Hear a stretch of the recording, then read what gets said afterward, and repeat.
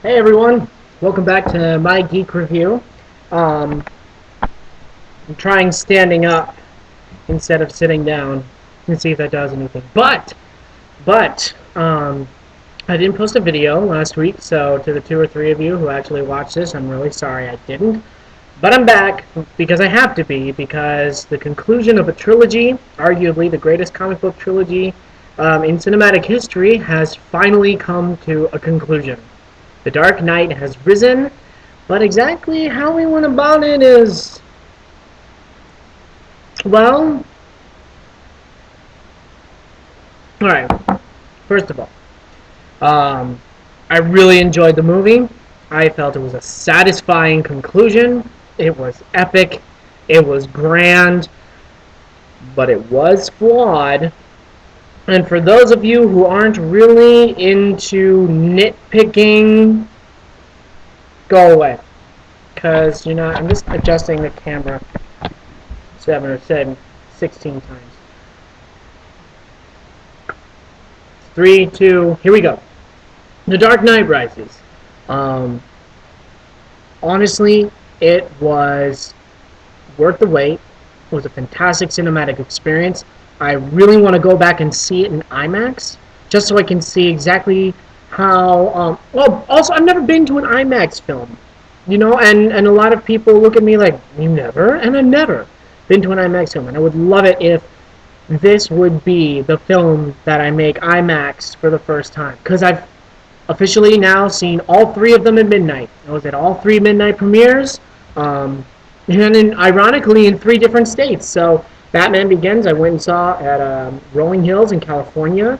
The Dark Knight I went and saw Bellingham, Washington, and now The Dark Knight Rises in Boise, Idaho.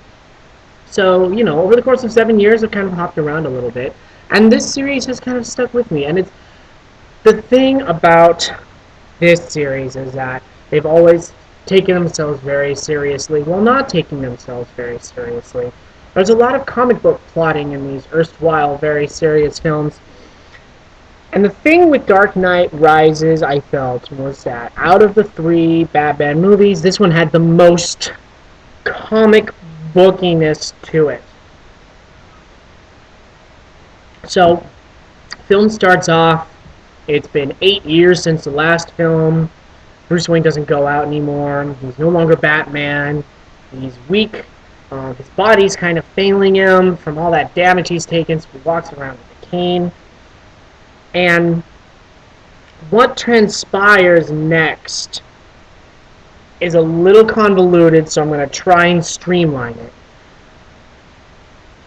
This guy wants to take over Bruce Wayne's company because it's not making money anymore, and Selina Kyle, Master Jewel Thief, also known as the Cat, because she's a cat burglar, also dresses up real super sexy. She steals. Well, she doesn't really. That's the funny thing. See, okay. I want to nitpick, but at the same time, it's difficult to nitpick because there's so many little tiny details that make me either confused or fraught or I don't even know. It's a little. The film is very convoluted in places. Much like Nolan's earlier film, The Prestige, it plays upon what it's telling you and showing you, and then later takes that and flips it upside down into a different spin, and takes all your expectations and throws it out the window, and it's awesome. There's this great reveal near the end of the film that is absolutely, excuse me, beer's good. It's magnificent, and I didn't see it coming, and I totally appreciated that. Misdirection, fantastic. I cannot. Oh man, it was so good. What the film also does, though, is it has a habit of telling you a lot without showing you. It tells and it tells and it shows, but then it mostly tells. For example, Bane. We're told so much about Bane. Where everybody seems to know everything about him.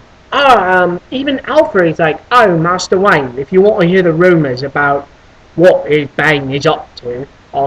He's an excommunicate from the League of Shadows, and he gets this whole backstory, and it's like, how the fuck does Alfred know all this? God, I'm so all over the place, and I apologize because the more I think about this film, the more I want to go off in one tangent or another tangent or another tangent or another tangent because there's so much to like, but a lot of it conflictingly is contrived. Um, there are a lot of plot points that are just thrown in there and they work simply because they need to work. Um, for example, um, Bane takes this Gotham City hostage, and then he has a bomb of some kind. I don't know. I want to go off at length about the film, but at the same time, I feel really good about the film, and so much happened. You see, it's very convoluted.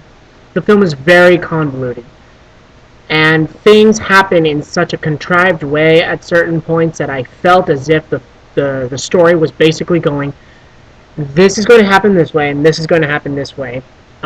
Bruce Wayne, as Batman, is going to get the shit kicked out of him, and his back is going to be essentially broken, except, it's just a vertebrae is popped out of place, and then he's going to go heal himself, and he's going to take 5 months to do that, while Gotham City's under occupation. But at the same time, while Gotham City's under occupation, this neutron bomb that Bane has is counting down a slow 5-month timer, and then it's going to explode. But Bruce Wayne, as Batman, is going to show up literally 45 minutes before the bomb explodes, right in the nick of time. And then he's gonna, and it's just, and then it's just, like that whole thing, that totally threw me. Catwoman, I didn't see her place in the film. Like, I got why she was there, but I didn't get why she was there. You know what I mean? It's like if you go, we have a character who we need to help move the plot forward. Great, okay, Catwoman. I get why Catwoman is there. However, Catwoman becomes a love interest and we're supposed to care about her, but I don't get why we're supposed to care about her because we're never actually shown nor told why we're supposed to care about her. There are a couple of scenes where Catwoman, who is the Master Cat burglar, she steals from the 1%, and she, she's kind of a Robin Hood type character, and we get a few glimpses at her kind of having a bit of a conscience. She wants to start over. She wants this mythical program called a clean slate that will wipe her entire criminal record clean so that she can start completely over. But we don't know why. We don't know why, and we don't care why. I mean, maybe we care. I kind of cared, but I never actually found out why I was supposed to care. What is it about her? Why does she want out? Is this the I'm going to do one last crime and get out thing? Is it the I want this clean slate so that I can wipe any traces of my crimes so that I can go off and commit new crimes and then no one will be able to track me sort of a situation?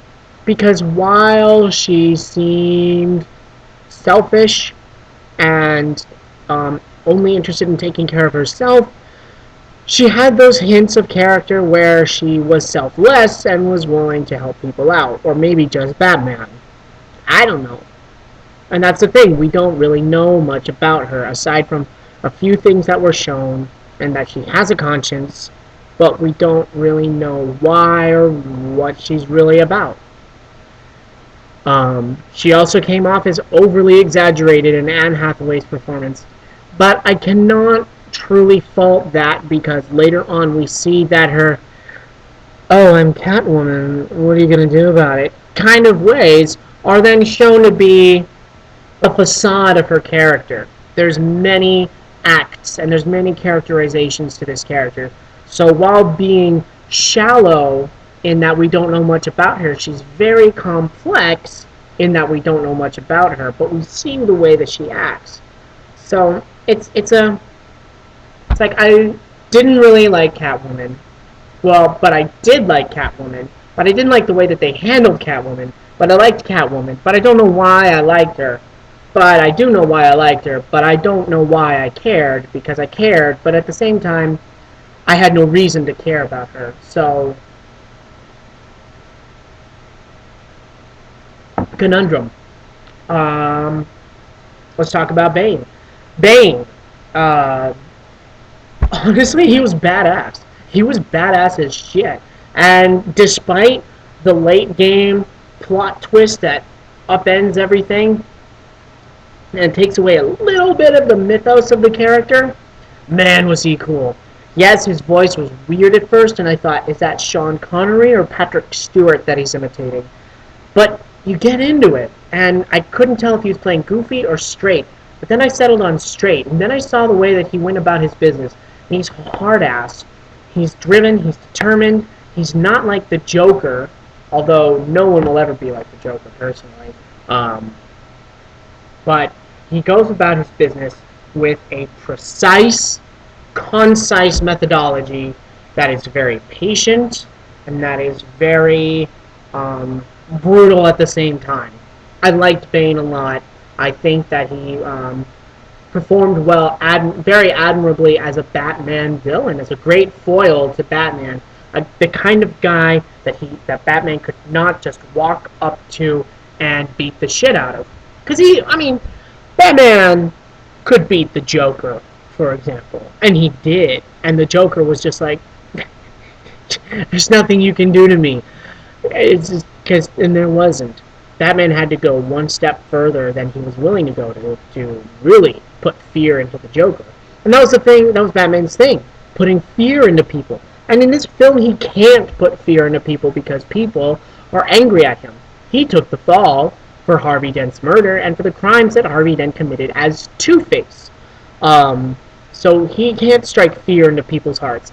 He's a wanted murderer, and people are, and like literally the entire police force chases him down in a scene that is both awesome and silly. Watching almost every single police car on the police force following Batman, like literally you're like woo woo woo woo, and he's driving down the freeway, and then you've got the rest of the cops coming at him from the other end, and it's just like, damn, they want Batman, but at the same time, damn, people are robbing convenience stores left and right, and why are they putting all of this on Batman? Like, it seemed so exaggerated and over the top. And there were more than a few sequences that seemed exaggerated and over the top. When they finally discover that Bane has been operating out of the sewers of Gotham, what do they send down in there? A task force? No, 3,000 fucking police officers. The entire fucking Gotham police force into the sewers of Gotham. That nearly broke me. Nearly broke me because, whoa, I was like, we just put everyone in the sewers. Everyone. Everyone is down there. Everyone. Did nobody think about this? And then also cleverly Bane traps them down there. See, and now you're probably thinking at this point of view, Chris, did you really like this movie? Because it doesn't sound like it's like, trust me, I really liked this movie, but there are some significant problems with this movie that prevent it from being anywhere near as good as The Dark Knight. Now, it has moments that surpass The Dark Knight. Moments that surpass The Dark Knight in both ferocity, drama, heroism, scope, and grandeur. But at the same time, this is a very forced, contrived film. If you can allow yourself to get over that, if you can allow yourself to get over how Commissioner Gordon is swept into the sewer system, and literally right after he is swept into the sewer system, this guy goes, how are we going to find him? There's like thousands of aqueducts. And then literally right after that, Joseph Gordon-Levitt's character, John Blake, a cop, he finds Commissioner Gordon based on this pipe outlet that Blake had been investigating earlier in the film. It's like Blake just goes, and he runs, and then he's there, and that happens to be the precise place where Gordon comes out. Now, it's like things happen, and it just happens perfectly, and this person is there, and Gordon has a speech about the truth about Harvey Dent becoming Two-Face and committing all these crimes, and he was going to read it, but then he put it in his jacket, and then a day or 2 days later, that thing is still in his jacket, so when Bane captures Gordon, Bane finds the script, the speech in Gordon's coat pocket, so then Bane is able to read it out. It's a very by-the-numbers sort of thing, but it's so big and wide in scope that they just pull it off. But this is the kind of thing where it's almost Transformers level writing, where this is here and this is going and this needs to be here so that this can happen over here, and none of it feels fluid or organic. When Bruce Wayne finally returns to Gotham 45 minutes before this bomb goes off, he just happens to find Selina Kyle. He just finds her. She's out in the middle of the city defending this boy from these thugs, and he just happens to find her and comes walking up towards her like, "Hey, I'm back." And it's just, there's a lot of things that are forced, and there's a lot of things that are expounded upon. The first act is very forced, very rushed, very quick to introduce us to things. But at the same time, it kind of all works. It's glaringly obvious that this is forced. This should not work this way.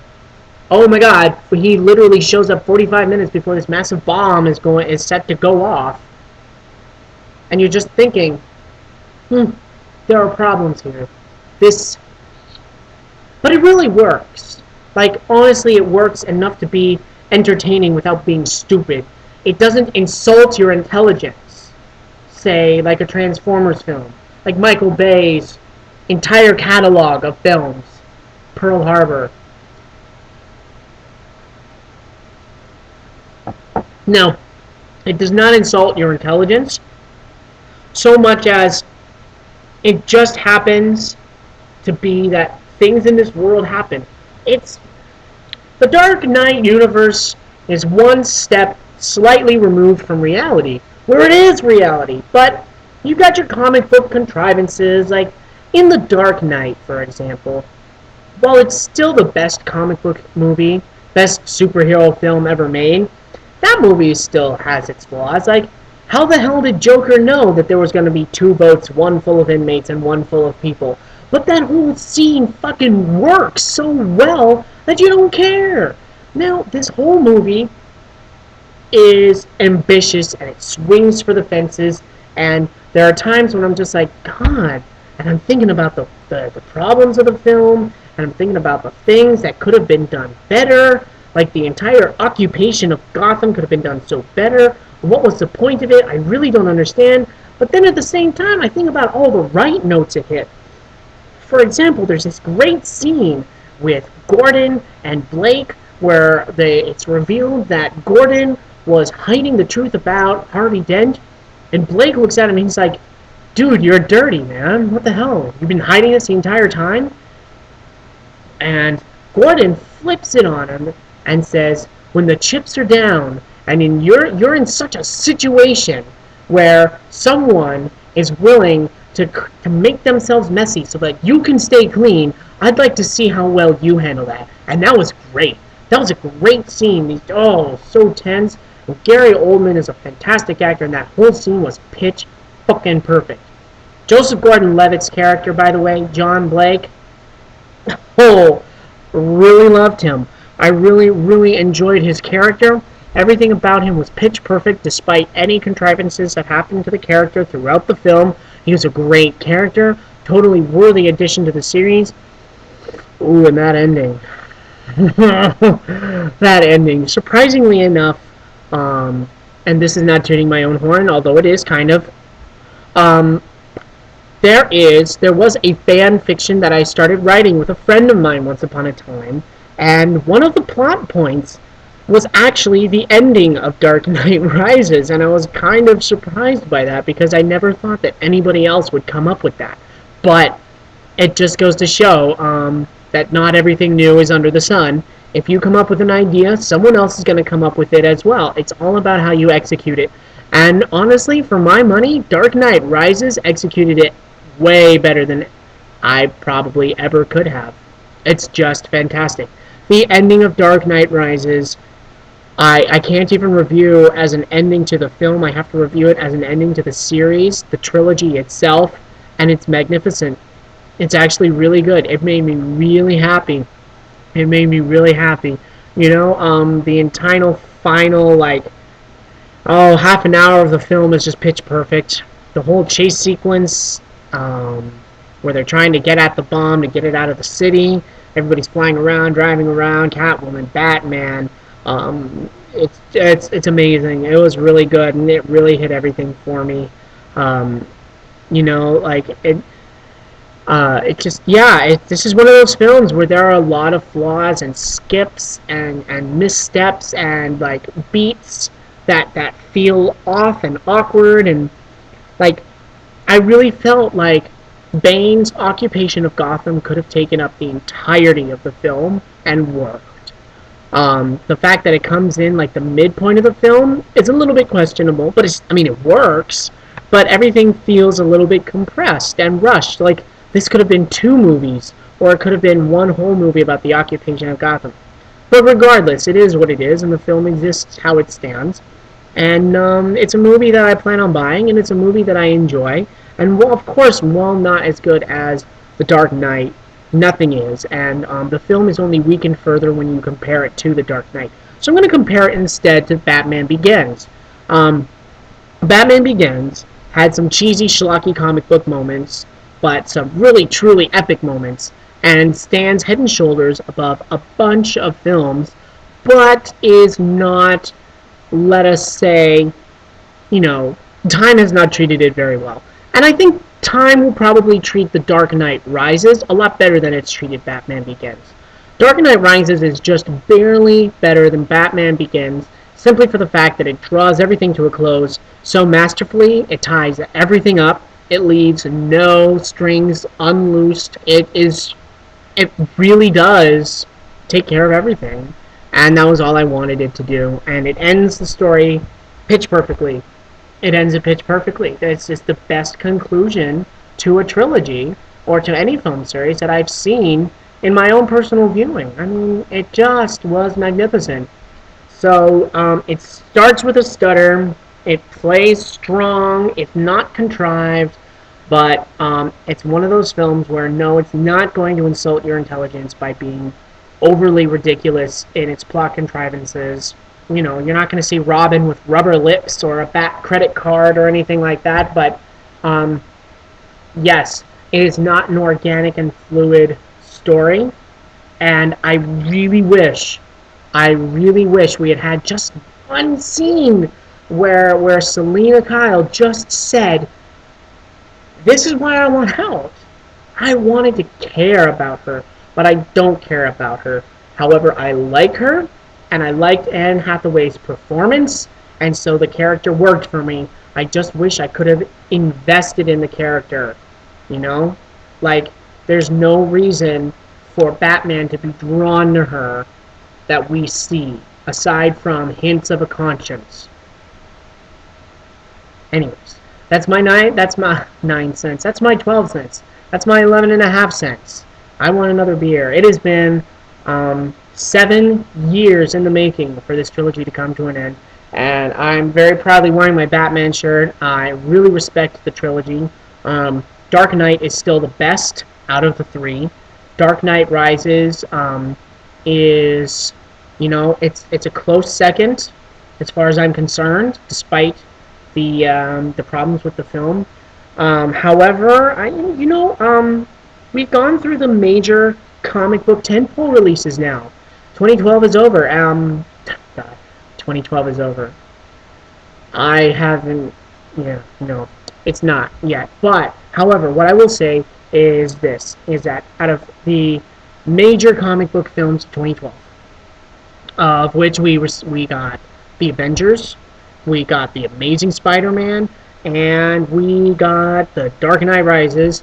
And I think I'm going to have to put Avengers and Dark Knight Rises like equal, about fairly even. And Amazing Spider-Man's gonna be on top of those because Amazing Spider-Man just won me over. The acting, the direction, everything about that. Avengers I really love for the fantastic sci-fi cosmology and for the action and the comic book glory that it is, and for Dark Knight Rises, the gravitas and the epic grandeur and scope and the completion of this story. Just so though I have to put those two on a same playing field because I like them both equally for separate reasons. So I cannot really say which of those is better than the other.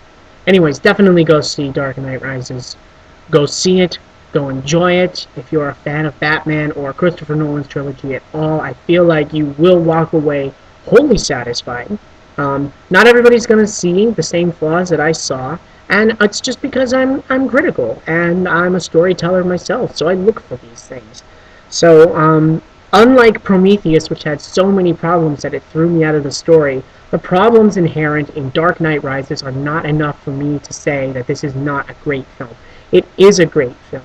It just is not an organic film. It is a film that was put together, and it had a lot of great story components, and there are a lot of, oh my god, the scene where Bruce Wayne finally pulls himself out of captivity.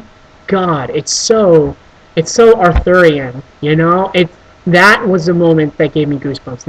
Not the first time we saw him in his Batman suit, mind you, but when Bruce Wayne finally pulls himself out of captivity to come back to Gotham City, that gave me goosebumps because that was the hero that I had been waiting for in this film, and that was worth it. The ending is worth it. So much is worth it. Both fight sequences there are two specific fights between Batman and Bane. And they're not fast and choppily edited. It's great because Christopher Nolan's Batmans have been criticized for having fight sequences where you can't really tell what's going on, but you see and feel and hear, and every hit hurts between Batman and Bane. Anyway, so there's my review. Yes, I know I went back and forth a little bit, and it was a really tangential and kind of was unfocused at the beginning, but that's pretty much how The Dark Knight Rises. It went back and forth and was kind of unfocused and a lot of exposition, but ultimately tied it all together. The film is great.